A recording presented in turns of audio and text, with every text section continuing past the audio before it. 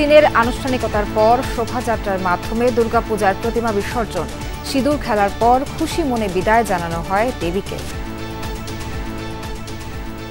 দুঃখ ভারাক্রান্ত মন, তারপরেও ভাবছি মা তো আবার আসবেন। মায়ের কাছে প্রার্থনা বছর বছর এভাবেই যেন আমরা মায়ের আরাধনা করতে পারি। সামনের বছর আবার আসবে, আবার সেই আনন্দ নিয়ে আমরা আবার থাকবো। সুমুদ ফ্লোটিলা ইসরায়েলি বাহিনীর তাণ্ডব, একটি বাদে সব জাহাজ আটক। গ্রেটা থুনবার্গ সহ ৫ শতাধিক মানবাধিকার কর্মীকে অপহরণ। যদি আপনি এই ভিডিওটি দেখে থাকেন তাহলে বুঝবেন ইসরায়েলি বাহিনী আমাকে অপহরণ করে নিয়ে গেছে। আলমা একদম শুরুর দিকে ছিল, আমরা শেষের দিকে। কাজেই আলমার যা হচ্ছে সেটা আমাদের উপরে হবে, সেটাই অনুমান করা যায়।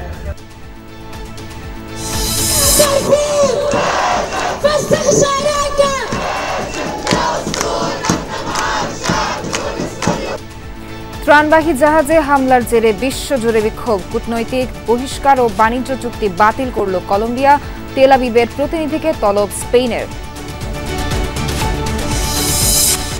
জাতিসংঘ অধিবেশন শেষে দেশে ফিরেছেন প্রধান উপদেষ্টা। ৯ দিনের যুক্তরাষ্ট্র সফর ঐতিহাসিক ও সফল দাবি করলেন প্রেস সচিব।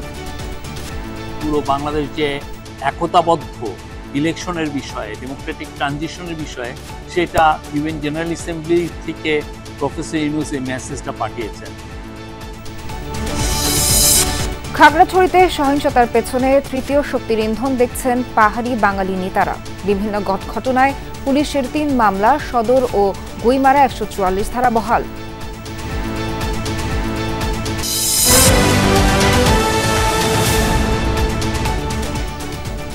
দর্শক, এতক্ষণ শিরোনাম দেখছিলেন। পুরো খবর জানাতে আপনাদের সঙ্গে আছি আমি নাবিলা সোহার।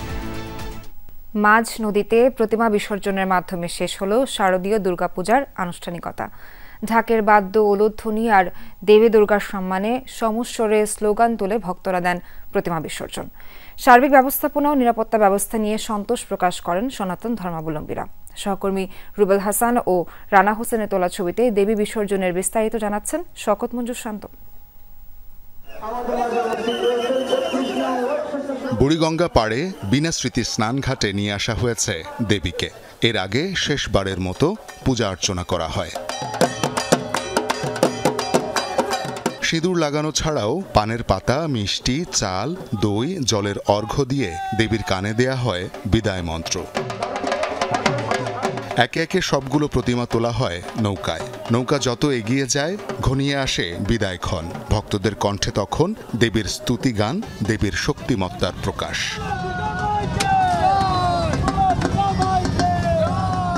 মাঝ নদীতে একে একে পূজার সকল অনুষঙ্গ নদী গর্ভে রেখে ভক্তরা ভাসিয়ে দেন প্রতিমা।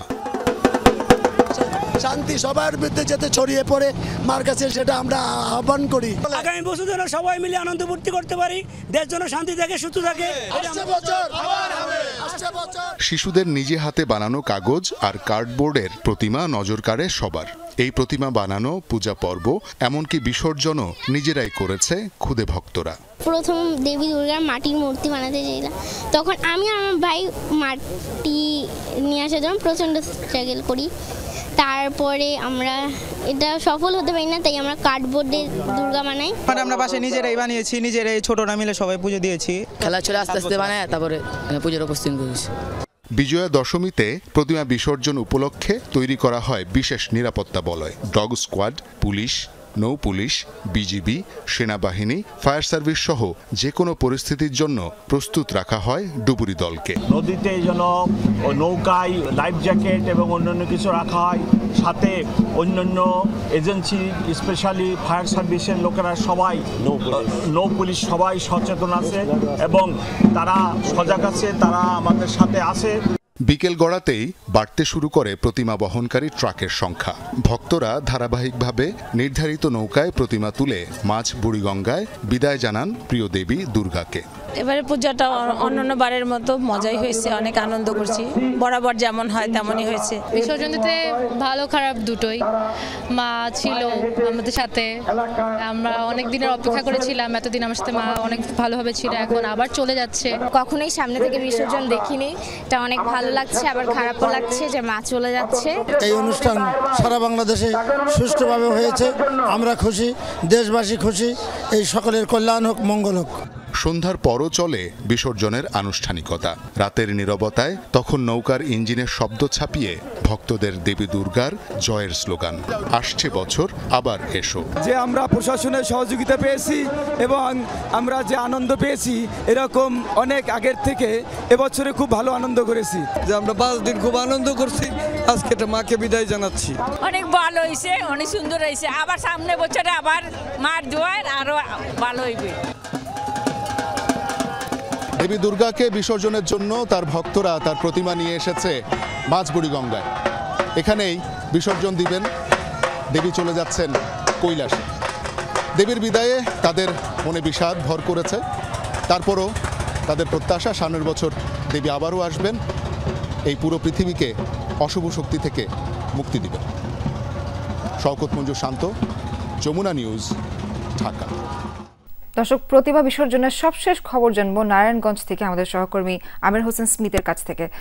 স্মিথ, প্রতিমা বিসর্জন কি এখনো চলছে, আর সেখানে সার্বিক পরিবেশ কেমন দেখছেন? পুরো নগরী এখন উৎসবের নগরী, অর্থাৎ দেবী দুর্গাকে বিদায় যেমন বিষাদের সুর বেজে উঠেছে, সেই বিষাদের সুর কিন্তু এখন অনেকটা আনন্দ উৎসবে পরিণত হয়েছে। আমি যদি আমার পেছনের অংশ দিয়ে দেখাতে চাই, অর্থাৎ নারায়ণগঞ্জ শহরের সর্বস্তরের মানুষ, হিন্দু সম্প্রদায়ের মানুষ কিন্তু ইতিমধ্যে শহরের রাস্তায় নেমে এসেছে। তারা দেখে যে তারপরে কিন্তু প্রতিমাকে বিসর্জন দিচ্ছেন, বিশেষ করে বিভিন্ন গাড়িতে, অর্থাৎ বিভিন্ন গাড়িতে কিন্তু এরা এই যে বাদ্যযন্ত্র বাজিয়ে, সাউন্ড বক্স বাজিয়ে, ডিজে পার্টির মতো নাচ গান করে তারপরে কিন্তু শহর প্রদক্ষিণ করে প্রতিমাগুলো বিসর্জন দিচ্ছে শীতলক্ষা নদী। এরকমই একটি দৃশ্য কিন্তু আমরা দেখতে পাচ্ছি, যে অর্থাৎ শহরের মূল জায়গা থেকে যেখানে শত শত নারী পুরুষ কিন্তু এই প্রতিমা শেষ বিদায় জানাচ্ছেন। প্রতিমা যখন আসছেন তারা কিন্তু সেটাকে বিসর্জন দেওয়ার জন্য প্রণাম করছেন, ভক্তি করছেন। অর্থাৎ তারা বলছেন যে দেবী দুর্গা 1 বছরের জন্য কিন্তু চলে যাচ্ছেন, তারা বিদায় জানানোর জন্য কিন্তু রাজপথে নেমে এসেছেন। তারা সেইভাবে কিন্তু উপজেলাবাসী বাদ্যযন্ত্র সকল বাজিয়ে কিন্তু এভাবেই কিন্তু নারায়ণগঞ্জ শহরে একেবারে উৎসব মুখর পরিবেশে কিন্তু এই প্রতিমা বিসর্জন চলছে এবং শীতলক্ষা নদীর 3 নং ঘাট দিয়ে কিন্তু। স্মিথ, আপনাকে অনেক ধন্যবাদ। এর আগে প্রতিমা নিয়ে বের করা হয় বর্ণাঢ্য শোভাযাত্রা। টানা 5 দিনের আনুষ্ঠানিকতা শেষে এবার দেবী দুর্গাকে বিদায়ের পালা। রাজধানী ঢাকেশ্বরী মন্দির সহ বিভিন্ন পূজা মণ্ডপ থেকে প্রতিমা ট্রাকে করে নিয়ে যাওয়া হয় বুড়িগঙ্গার বিভিন্ন ঘাটে।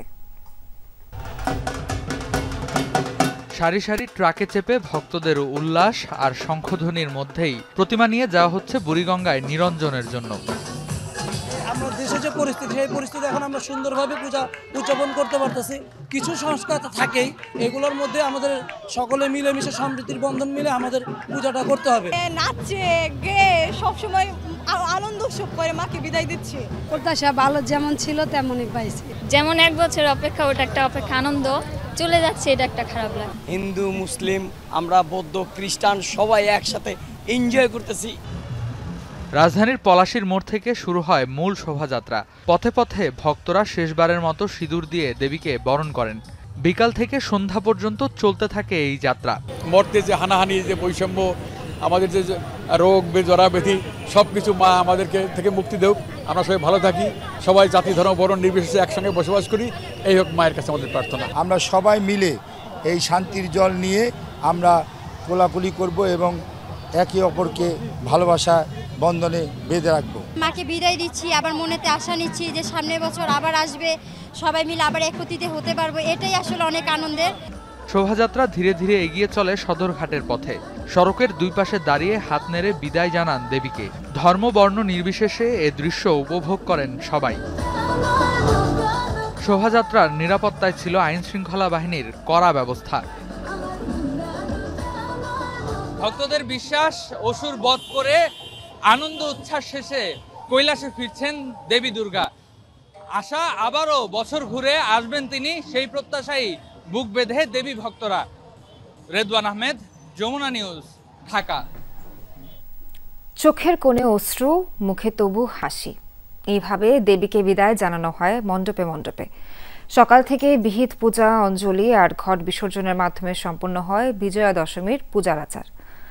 বিষাদ লুকিয়েই দেবীকে বরণ করে সিঁদুর খেলায় মাতেন নারীরা। গজে করে কন্যা রূপে মর্তে এসেছিলেন দেবী, আজ কৈলাসে ফিরলেন দোলায়। ভক্তদের মনে তাই শোকের ছায়া। দেবী থাকবে কতক্ষণ, দেবী যাবে বিসর্জন। বিজয়া দশমীর সকাল থেকে বিষাদ আর উল্লাস। বিহিত পূজার মাধ্যমে শুরু হয় দেবীকে বিদায়ের প্রস্তুতি। মন্ত্রোচ্চারণে মহিষাসুর মর্দিনীর আরাধনা। অশুভকে নাশে দেবীর আশীর্বাদ প্রার্থনা করেন ভক্তরা।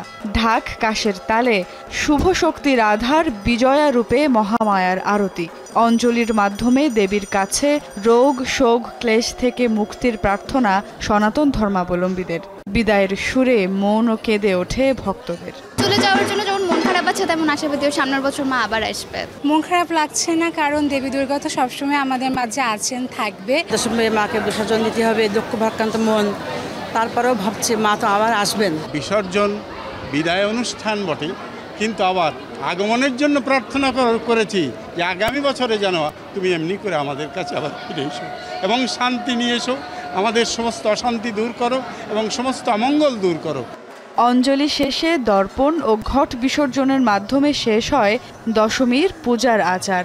এরপর দেবীকে বরণ করে শুরু হয় দশমীর আনন্দ ঘন মুহূর্তের শেষ অংশ, সিঁদুর খেলা। সব আচার শেষে সিঁদুরে রাঙিয়ে বিবাহিত নারীরা মত্ত হন সিঁদুর খেলায়, যেখানে থাকে না বয়সের কোনো ভেদাভেদ। বিদায়ের মন খারাপ মনে রেখেই চলে এই উদযাপন। দেবী যাতে শাখা সিঁদুর অক্ষত রাখেন সেই প্রার্থনা করেন বিবাহিত নারীরা। যে 4টা দিন অনেক আনন্দ করেছি, অনেক মজা করেছি, প্যান্ডেল ঘুরেছি। মায়ের কাছে প্রার্থনা বছর বছর এভাবেই যেন আমরা মায়ের আরাধনা করতে পারি, আর মা যেন আমাদের সিঁদুর অক্ষয় রাখে। সামনের বছর আবার আসবে, আবার সেই আনন্দ নিয়ে আমরা আবার থাকবো, আবার সেই আশা নিয়েই থাকবো যে মা আসছেন 1 বছর পরে।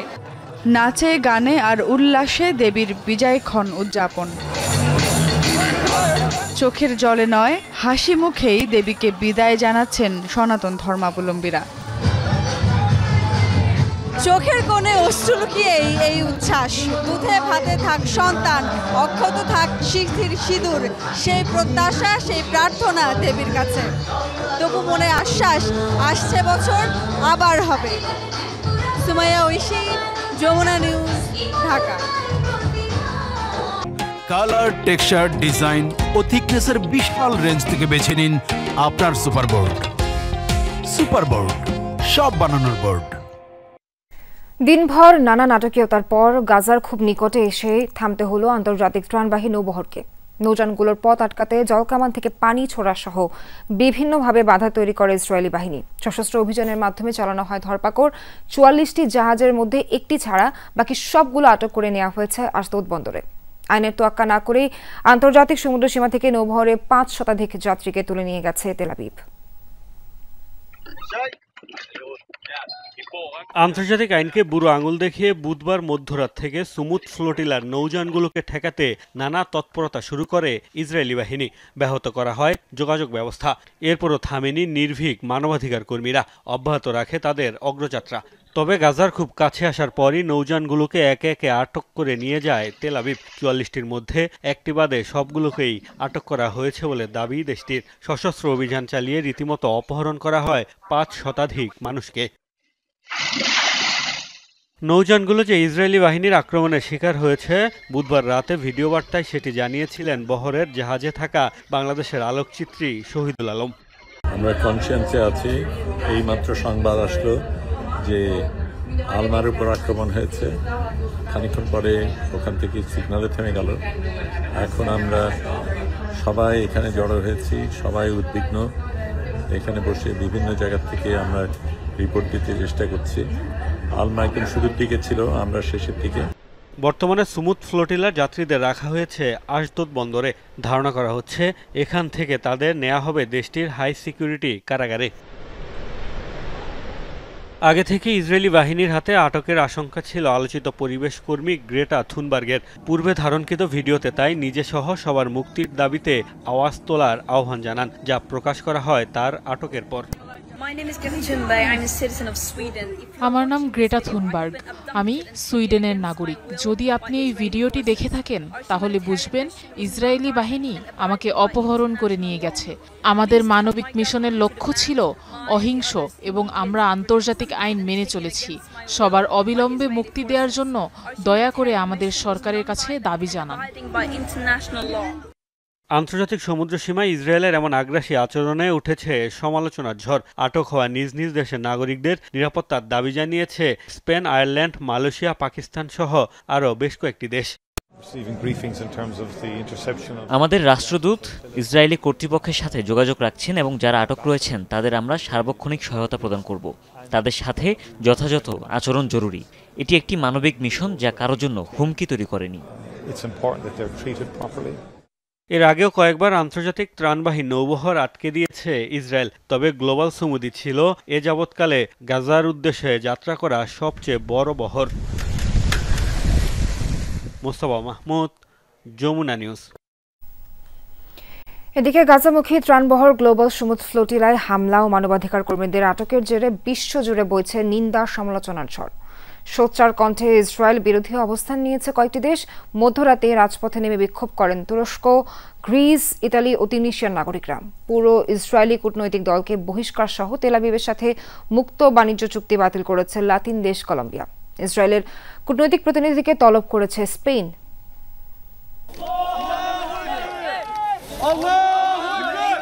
রাতের নিস্তব্ধতা ভেদ করেই ফিলিস্তিনের পতাকা হাতে নিয়ে রাজপথে শত শত মানুষ। গাজাগামী ত্রাণবহরে হামলার প্রতিবাদে স্লোগান তাদের কণ্ঠে। বিক্ষোভের এই দৃশ্য তুরস্কের। বৃহস্পতিবার ইস্তাম্বুলে অবস্থিত ইসরায়েলি দূতাবাসের বাইরে বিক্ষোভ করেন তুর্কি নাগরিকরা। বাদ যায়নি রাজধানী আঙ্কারার মার্কিন দূতাবাসও। ইসরায়েলের বিরুদ্ধে পদক্ষেপ নিতে তুরস্কের সরকারের প্রতি দাবি জানান বিক্ষোভকারীরা। বহরের জরুরি ভিত্তিতে সহায়তা দরকার। সেখানে অনেক নির্যাতিত মানুষ রয়েছে। নিশ্চিতভাবে আশা করি তুরস্ক তাদের উপর দমনপীড়ন চালাতে দিবে না। সম্পূর্ণ বেসামরিক নাগরিক বহনকারী জাহাজগুলোকে বেআইনিভাবে আটক করা হচ্ছে। এর প্রতিবাদ জানাতে এসেছি। বিক্ষোভ হয়েছে গ্রিসেও। রাতের আধারেই অ্যাথেন্সে পররাষ্ট্র মন্ত্রণালয়ের সামনে জড়ো হয় বহু মানুষ। সুমুদ বহরের আটককৃতদের মুক্তির দাবি জানান তারা। আজ এখন বিশ্বের প্রতিটি শহর গাজার পক্ষে দাঁড়িয়েছে, গণহত্যার বিরুদ্ধে দাঁড়িয়েছে, ন্যায় বিচার, স্বাধীনতা এবং অধিকারের পক্ষে দাঁড়িয়েছে। নৌবহরের শান্তিপূর্ণ যোদ্ধাদের প্রতি সংহতি জানাতে এখানে এসেছি, যারা গাজার অনাহারে থাকা মানুষের জন্য খাদ্য ও ত্রাণ বহন করছে। ত্রাণবাহী নৌবহর আটকে দেওয়ার খবর শুনে রাতেই ইতালির রোমে মূল সড়ক আটকে বিক্ষোভ করেন নাগরিকরা। দেশব্যাপী সাধারণ ধর্মঘটের ডাকও দিয়েছে আন্দোলনকারীরা। ব্যাপক বিক্ষোভ হয়েছে Tunisia, Argentina, Germany, Belgium, Spain এবং মেক্সিকোতেও। এর আগে সুমুদ ফ্লোটিলায় হামলা ও ত্রাণবহর জব্দের জেরে ইসরায়েলের পুরো কূটনৈতিক প্রতিনিধি দলকে বহিষ্কার করে কলম্বিয়া। একই সাথে বাতিল করা হয় তেল আবিবের সাথে মুক্ত বাণিজ্য চুক্তি। বিবৃতিতে নিন্দা জানায় মালয়েশিয়া, আয়ারল্যান্ড, ভেনেজুয়েলা সহ কয়েকটি দেশ। অনিক রহমান, যমুনা নিউজ। জাতিসংঘ অধিবেশনে যোগদান শেষে ঢাকায় ফিরেছেন প্রধান উপদেষ্টা ডক্টর মোহাম্মদ ইউনূস। 9 দিনের যুক্তরাষ্ট্র সফর শেষে সকাল 9টায় এমিরেটস এয়ারলাইন্সের একটি বিমানে শাহজালাল আন্তর্জাতিক বিমানবন্দরে পৌঁছান তিনি। এর আগে বুধবার বাংলাদেশ সময় সকাল 9:10 নিউ ইয়র্ক থেকে রওনা করেন প্রধান উপদেষ্টা। জাতিসংঘে বাংলাদেশের স্থায়ী প্রতিনিধি সালাউদ্দিন নোমান চৌধুরী এবং যুক্তরাষ্ট্রে বাংলাদেশের রাষ্ট্রদূত Tarique Mohammad Ariful Islam John F Kennedy বিমানবন্দরে প্রধান উপদেষ্টাকে বিদায় জানান। সফরে জাতিসংঘ সাধারণ পরিষদের অধিবেশনে ভাষণ দেয়া ছাড়াও প্রধান উপদেষ্টা বিভিন্ন সাইড ইভেন্টে অংশ নেন এবং বক্তব্য রাখেন।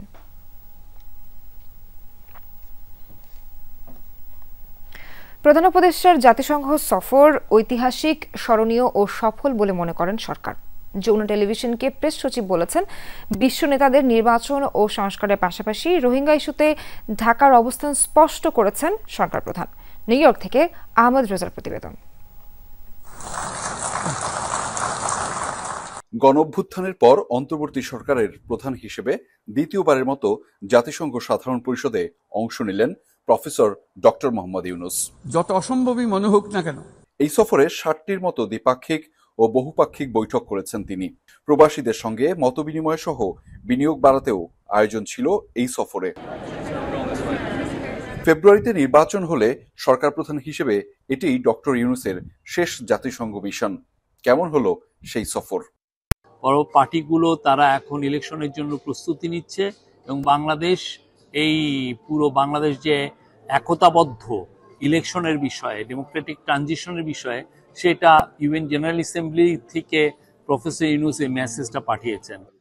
সফলতার পেছনে গণতান্ত্রিক পরিবর্তনের বার্তা, গণঅভ্যুত্থান পরবর্তী চলমান সংস্কার, নির্বাচন নিয়ে বন্ধু রাষ্ট্রগুলোর সহায়তার আশ্বাস ও রোহিঙ্গাদের জন্য অর্থ সহায়তা পাওয়াকে বড় কারণ বলে মনে করেন প্রেস সচিব।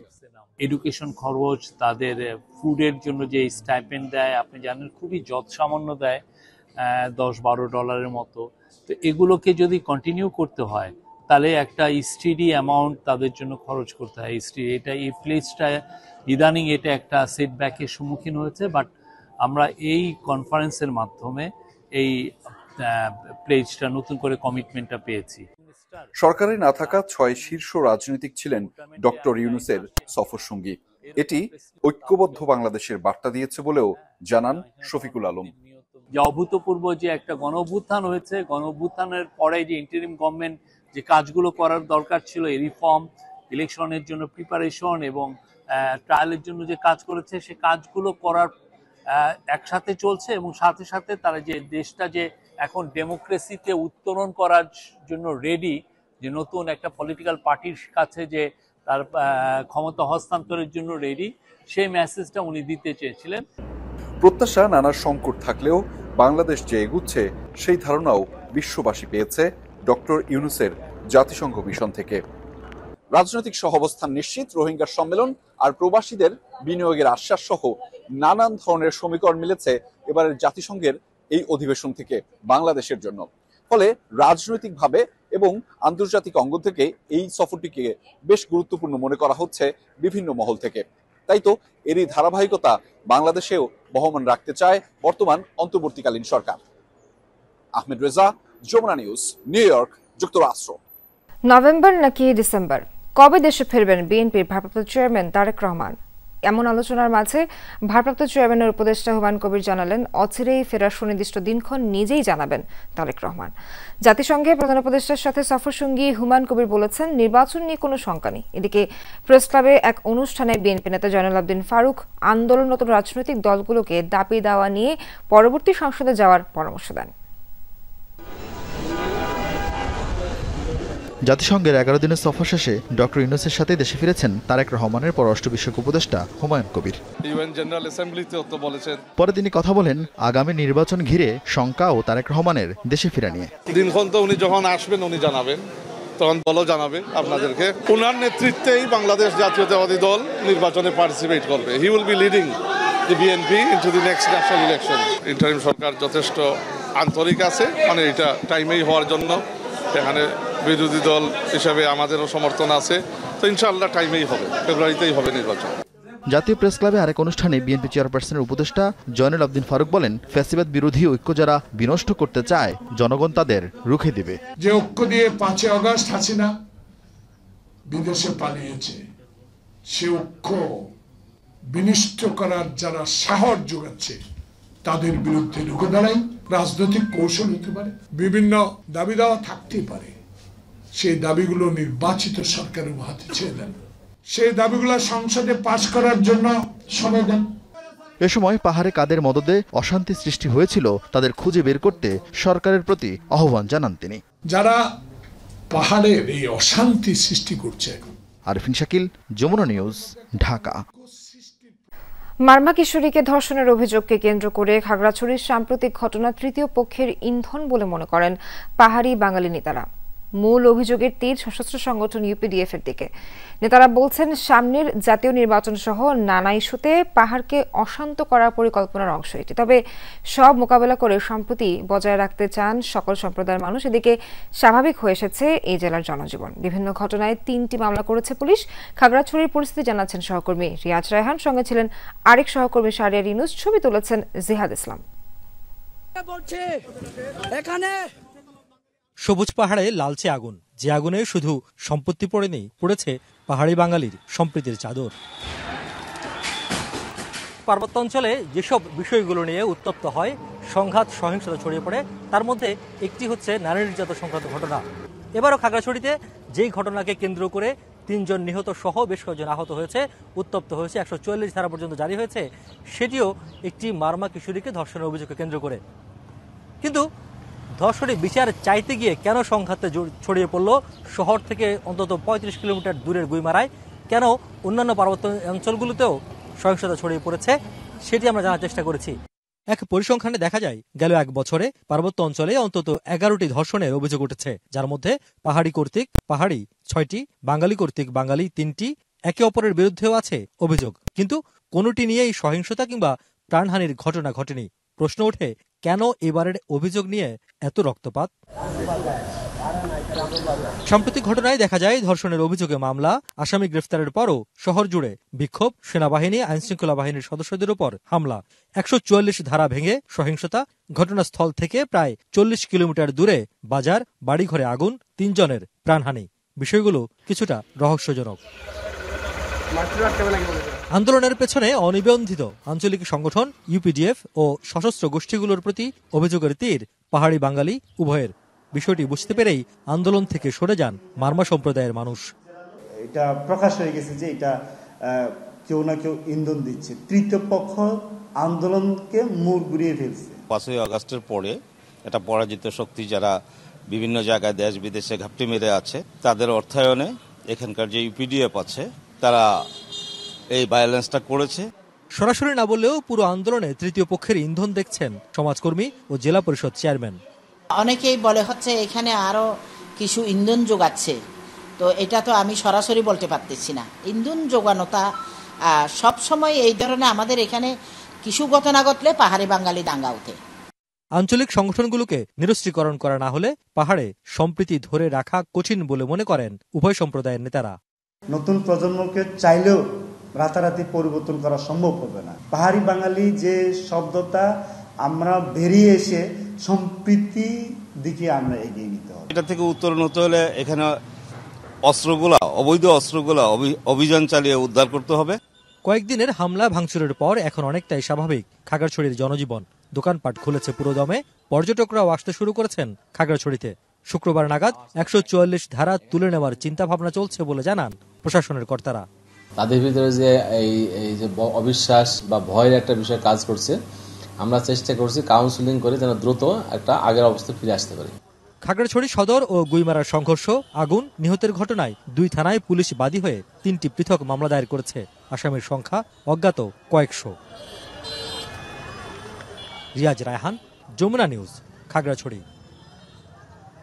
দুর্গাপূজার বন্ধ আর সাপ্তাহিক ছুটি মিলিয়ে টানা 4 দিনে ছুটিতে ঢাকা এখন অনেকটাই শান্ত।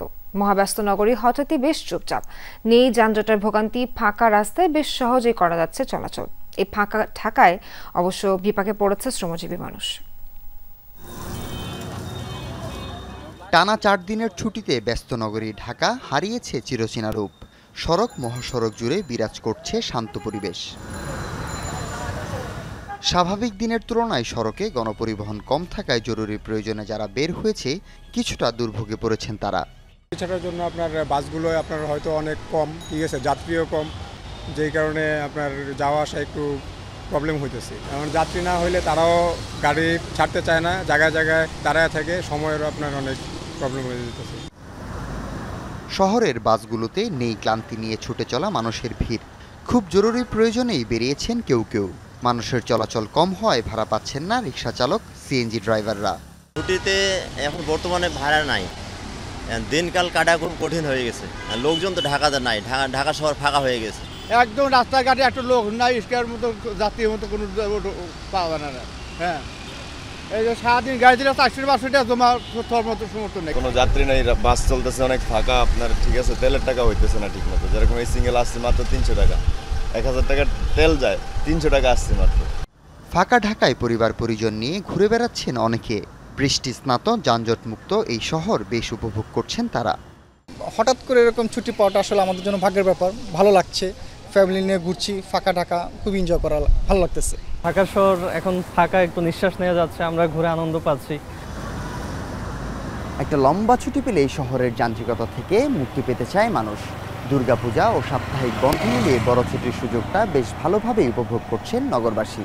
কেউ ছুটেছেন গ্রামের বাড়িতে, কেউ বা প্রশান্তি খুঁজতে ঢুঁ মারছেন পর্যটন এলাকায়। এতেই শহর হয়ে পড়েছে ফাঁকা। সড়কে নেই চিরচেনা সেই যানজট, নেই কোলাহল। যদিও নীরব ঢাকা আবারও সরব হয়ে উঠবে ছুটি ফুরলে। হাসিবুল করিম বিজয়, যমুনা নিউজ, ঢাকা। গাজীপুরে তুরাগ নদে প্রতিমা বিসর্জনের সময় নৌকাডুবিতে 2 শিশু নিখোঁজ হয়েছে। বৃহস্পতিবার বিকেলে উপজেলার চাপায়ের ব্রিজের পশ্চিম পাশে নৌকাডুবি হয়। নিখোঁজ শিশুরা হলেন হিজলতলী এলাকার অঙ্কিতা রানী এবং তন্ময় মণি দাস। প্রত্যক্ষদর্শীরা জানায়, প্রতিমা বিসর্জন উপভোগ করতে অঙ্কিতা ও তন্ময় পরিবারের সাথে একটি ছোট্ট ইঞ্জিন চালিত নৌকায় উঠে নৌকাটি চাপায়ের ব্রিজের পশ্চিম পাশে পৌঁছালে আরেকটি বড় নৌকার সাথে ধাক্কা লাগে। সাথে সাথে ডুবে যায় নৌকাটি। এ সময় বেশ কয়েকজন সাঁতার কেটে পাড়ে উঠতে পারলেও ডুবে যায় ওই 2 শিশু। এখনো তাদের কোনো খোঁজ পাওয়া যায়নি। তাদের উদ্ধারে কাজ করছে এলাকাবাসী। রাঙামাটি নানিয়ারচরে নৌকাডুবিতে নিখোঁজ এক ছাত্রের মরদেহ উদ্ধার করেছে সেনাবাহিনী। এখনও নিখোঁজ একজন। দুপুরে নদী থেকে উদ্ধার করা হয় দিলেশন চাকমার মরদেহ। এর আগে সকাল থেকেই উদ্ধার কার্যক্রম শুরু করে সেনাবাহিনী। গত মঙ্গলবার নানিয়ারচর জগন্নাথ মন্দিরে পূজা দেখে নৌকা যোগে ফিরছিলেন দিলেশন চাকমা ও জিগেশ দেওয়ান। বাতাসের কবলে পড়ে মহাজনপাড়া এলাকায় যাত্রীসহ ডুবে যায় তাদের বহন করা নৌকাটি। পরে 4 জনকে জীবিত অবস্থায় উদ্ধার করা হয়।